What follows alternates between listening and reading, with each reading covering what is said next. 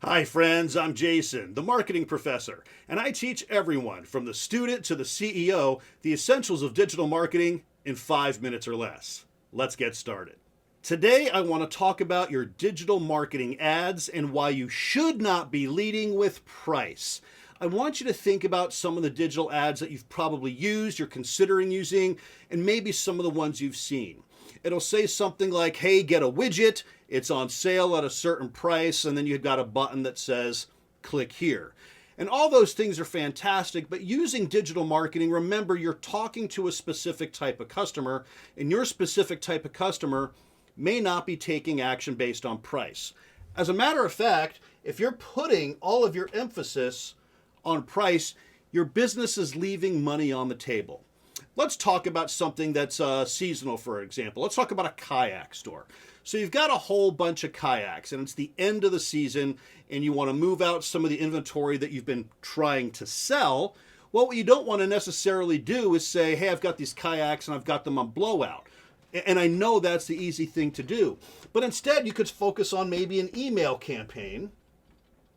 And again, you're creating an email list. We could talk more about that in another video throughout the year. And instead, offer them something else of value, like, hey, I've got these extra kayaks or canoes that are available, but we can also offer a roof rack as a complimentary gift. Now, I know you're saying, well, that's really, reducing prices. And yes, it is. But what we're doing is we're not coaching people to get ready for that year-end sale where you're looking for 50% off, because then that's the only time of year people are going to buy something from you. What we want to do instead is start to build consistent year-round growth. And this can work for anything, even if you have a year-round store. Let's use Walmart, for example. Right after Valentine's Day, they'll have Valentine cards, all that stuff that's left over in inventory for 90% off, and everybody's buying their Valentine cards for the next year. Okay, I totally get that. That makes sense. And to store that costs money. You don't want to do something like that if you're Walmart. However, we're talking about maybe a kayak, something that doesn't change every year. Is it worth storing it, or is it worth blowing it out, or is it worth focusing your attention to maybe a global angle? Here's what I mean. Your kayak season, I'm in the United States, runs primarily through the summer months. So let's just say your big summer months are going to be your May through your September. And as we get through September, through Labor Day, things start to cool off and mountain community, snow starts to fall. Everybody starts to think about skiing. However, south of the equator, our good friends in New Zealand are finishing up their ski season and getting ready for a summer of whitewater rafting. So why don't we market to those folks, can't write, in New Zealand?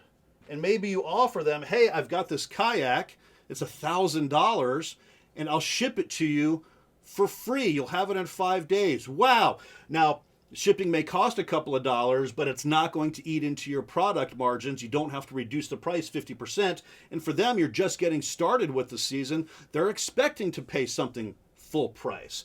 So look at things on a global scale and use digital marketing to do that. Whether it's an email campaign, you start to build a AdWord campaign that focuses attention on whitewater rafters south of the equator.